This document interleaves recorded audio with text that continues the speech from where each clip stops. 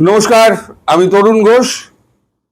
গতকালকে কাঁটা তারের বেড়া সম্পর্কিত নতুন নির্দেশিকা যেটা জারি হয়েছে, 30 দিনের মধ্যে কাঁটা তার বেড়া দিতে হবে, সেই নির্দেশিকা কালকে স্বরাষ্ট্র মন্ত্রকের কাছ থেকে রাজ্যের কাছে রাত্রিবেলায় চলে এসছে। এই রাতে আসার পর সঙ্গে সঙ্গে আমাদের মুখ্যমন্ত্রী শুভেন্দু অধিকারী তিনি একেবারে ঝোড়ো ব্যাটিং দিচ্ছেন। সঙ্গে সঙ্গে তিনি রাজ্যের নির্দেশিকা ওর সঙ্গে জুড়ে দেন, জুড়ে দিয়ে সীমান্ত অঞ্চলে যে 30 দিনের মধ্যে কাঁটা তারের বেড়া দিতে হবে এবং 15 দিনের মধ্যে তার জমি দিতে 30 দিনের মধ্যে জমি দিতে হবে, 15 দিনের মধ্যে কাঁটা তারের বেড়া দিতে হবে এবং যে ইলেকট্রিফিকেশনের কাজ সেটা 15 দিনের মধ্যে করতে হবে বলে একটি নির্দেশিকা তার সঙ্গে জুড়ে কপি জুড়ে সমস্ত জায়গায় পাঠিয়ে দিয়েছেন। কোন কোন জায়গায় পাঠিয়েছেন সেটা হচ্ছে, এক হচ্ছে ডিজি বিএসএফ, তার নাম হচ্ছে প্রবীণ কুমার, তিনি তার অধস্তনদের নিয়ে আজকে দুপুরে নবান্নতে মিটিং করতে আসছেন জিওসিএনসি ইস্টার্ন কমান্ডের, তার নাম হচ্ছে লেফটেন্যান্ট জেনারেল ভিএমবি কৃষ্ণান। এরা দুজনে, আর লেফটেন্যান্ট জেনারেল আরও নিশ্চয়ই তার সঙ্গী সাথী কেউ থাকবে, লেফটেন্যান্ট জেনারেল কেউ থাকবে, তারা আসছেন। সঙ্গে আসছেন সীমান্ত অঞ্চলে যত আপনার বিএলও আছে, এই যে ল্যান্ড অফিসার যারা আছে, বিএলও ল্যান্ড অফিসার যারা আছে, তাদেরকেও ডাকা হয়েছে। আমি যখন ভিডিওটা করছি তখন এই মিটিং চলছে, আর ভিডিও আপলোড করার পর মিটিংয়ের নির্যাস কি হলো রাত্রিবেলা জানা যাবে। তবে কেন্দ্রীয় সরকারের নির্দেশ, সেই নির্দেশিকার সঙ্গে রাজ্য সরকারের যে বক্তব্য তার সমস্ত পক্ষকে পাঠিয়ে দেওয়া হয়েছে। এইবারেতে জোগাড় যন্ত্র যা যা করার, তার জন্য যে অর্থ বরাদ্দ, অর্থ দপ্তরকে বলা হয়েছে, মানে আমাদের রাজ্য সরকারের অর্থ দপ্তরকে বলা হয়েছে প্রয়োজনীয় অর্থ বরাদ্দ করতে, তার জন্য একটা স্পেশাল রিভিউ অর্ডার জারি করা হয়েছে। এই যে প্রত্যেকটা এই কত কিলোমিটারের জন্য কত খরচা পড়তে পারে, কাঁটা তারের বেড়ার জন্য, ইলেকট্রিফিকেশনের জন্য আলাদা আলাদা করে রেট দিয়ে, কন্ট্রাক্টরদের কাছ থেকে রেট নিয়ে তারাও তাড়াতাড়ি জানানোর জন্য, সেটার জন্য 10 দিন সময় দেওয়া হয়েছে। 10 দিনের মধ্যে এই কাজটা সম্পূর্ণ করতে হবে। আর বাকি 5 দিনের জন্য পেমেন্ট করা হয়ে গেলে বাকি 5 দিনের জন্য সময় দেওয়া হয়েছে যে কাঁটা তারের বেড়া, ইলেকট্রিক্যাল যন্ত্রপাতি, অ্যাপ্লায়েন্সেস কেনার জন্য তাদেরকেও ওই সময়ের মধ্যে শুরু হয়ে যাবে। অর্থাৎ একদিকে জমি গ্রহণ হচ্ছে, কাঁটা তারের বেড়া পড়ছে, সঙ্গে সঙ্গে ইলেকট্রিফিকেশনের কাজটাও হয়ে যাবে। এবার কাঁটা তারের বেড়া যত এগোবে তত, মানে জমি যত নেওয়া হবে, কাঁটা তারের বেড়া সঙ্গে সঙ্গে এগোবে, ইলেকট্রিফিকেশনের কাজও তত এগোবে, দিয়ে লাস্টে যখন সব শেষ হয়ে যাবে তখন চালু করা হবে। এই হচ্ছে মোদ্দা ব্যাপার। এখন আমাদের দেশে কাঁটা তারের বেড়া দেওয়া হচ্ছে, তা আমাদের দেশে যা না আলোচনা হচ্ছে তার থেকে বেশি আলোচনা হচ্ছে বাংলাদেশে।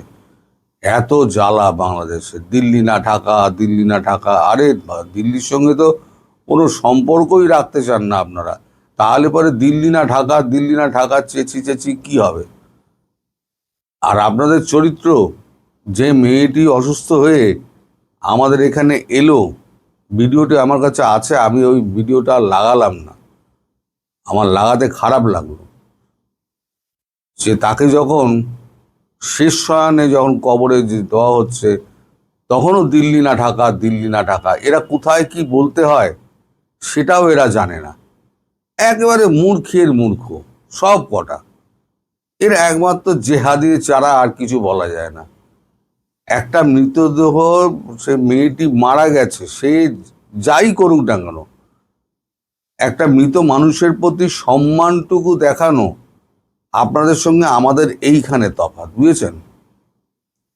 এই যে শিক্ষা, সংস্কৃতি, মূল্যবোধ, এগুলোর সঙ্গে আপনাদের তফাৎ। ওই যে আপনারা বলেন না সমান অধিকার চাই, চোখে চোখ রেখে কথা বলতে চাই, আপনাদের সঙ্গে আমাদের মিলবে না। শিক্ষায় মিলবে না, সংস্কৃতিতে মিলবে না, কিছুতেই মিলবে না। আপনারা হচ্ছেন জেহাদি, আপনারা জেহাদ ছাড়া কিছু বোঝেন না। ওই যে আমি একদিন বলেছিলাম না, এই যে শার্টের রংটা কি, এক একজন এক এক রং বলবেন, সবাই মোটামুটি একই রকম বলবেন যে এই শার্টের রংটা এইটা। কিন্তু আমি যদি প্রশ্ন করি এই শার্টের রংটা আপনি এইটা জানলেন কি করে, তখন আপনি বলবেন যে আমি ছোটবেলা থেকে এই তো এই বাবার মার কাছে শিখেছি যে এই রংটা, এটার রং এই। তাহলে ব্যাপারটা হয়ে দাঁড়াচ্ছে কি, ওই মাদ্রাসাতে ছোটবেলা থেকে ওই ব্রেন ওয়াশটা করা হয়। ব্রেন ওয়াশ করে করে করে করে করে করে এদেরকে মাথার মধ্যে ঢুকিয়ে দেওয়া হয় যে জেহাদ করো, জেহাদ করলে নারায়ে তাকদীর করো, নারায়ে তাকদীর করলে আমরা গাজওয়ায়ে হিন্দ করতে পারবো এবং শহীদ হতে পারলে আমাদের জান্নাতে যেতে পারবো। এই সমস্ত ভুজুং ভাজাং দিয়ে এই জেনারেশনটাকে, পাকিস্তান নষ্ট হয়ে গেছে এই করে। আপনারা যেটুকু বাকি ছিলেন এই 2-2.5 বছরের মধ্যে আপনারা দেশটাকে আরো রসাতলে পাঠিয়ে দিচ্ছেন।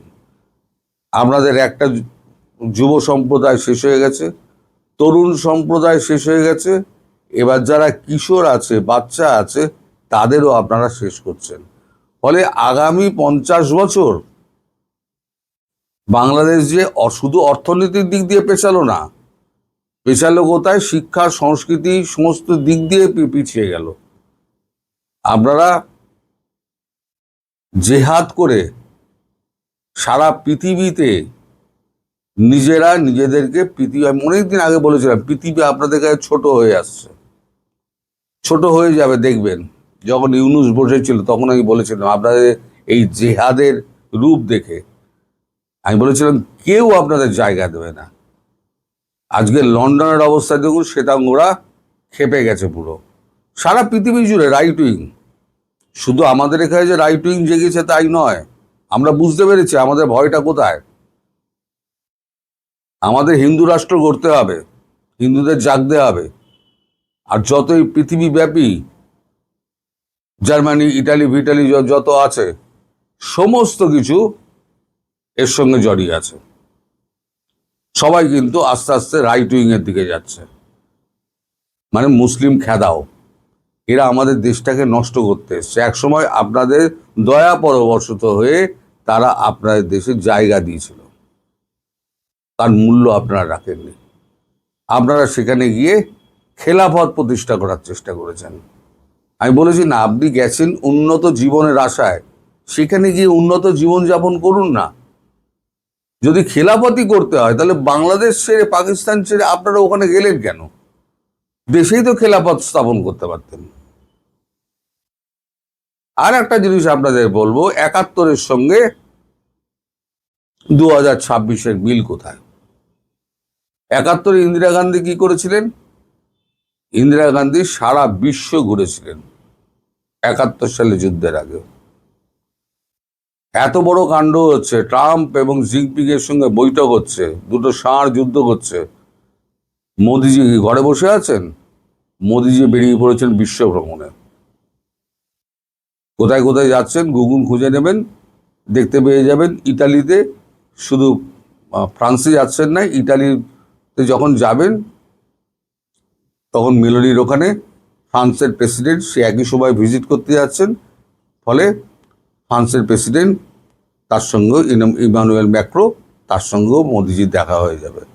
ফলে এই যে মোদি সর্বত্র, যে ইউরোপিয়ান ইউনিয়ন একই ট্রাম্পের ওপর ক্ষেপে আছে বিভিন্ন কারণে, ব্রিটেন ক্ষেপে আছে। আর ব্রিটেন খ্যাপা মানে ইউরোপিয়ান ইউনিয়ন খ্যাপা, এটা কিন্তু জেনে রাখবেন। ব্রিটেন কিন্তু ইউরোপিয়ানের মধ্যে নেই, না থাকলেও ব্রিটেনে কিন্তু অনেকটা প্রভাব ইউরোপিয়ান ইউনিয়নের ওপরে রয়ে গেছে। আর ব্রিটেন যেভাবে এবার রাইট উইং জেগে উঠছে, তাতে আপনারা খুব বেশি দিন আর কি ব্রিটেনে সুস্থিরভাবে থাকতে পারবেন না। তাহলে যাবেন কোথায় আপনারা? সারা পৃথিবী যদি আপনাদেরকে, মুসলিম দেশগুলো পর্যন্ত, আপনার 6টা যে উপসাগরীয় অঞ্চল দেশগুলো রয়েছে তারাও আপনাদের রাখতে চায় না, যাবেন কোথায়? আপনারা ব্রাত্য হয়ে গেছেন শুধু জেহাদ করে জেহাদ করে আর জেহাদ করে। তবে 71-এর সঙ্গে 26-এর মিলটা হচ্ছে এইটা, যে 71-ও ইন্দিরা গান্ধী ঘুরেছিলেন, 26-ও প্রধানমন্ত্রী নরেন্দ্র মোদী ঘুরছেন। এবার ঘুরছেন কেন, সে দুটো কারণ একসঙ্গে মিলিয়ে নিন, যে 71-এ ঘোরার পর কি হয়েছিল আর 26-এ ঘোরার পর কি হতে চলেছে। এটা আপনারা নিজেরা মনে মনে হিসেব কষুন। আর আমি আপনাদের থেকে বিদায় নিচ্ছি। সবাই ভালো থাকবেন, সুস্থ থাকবেন এবং সাবধানে থাকবেন। নমস্কার।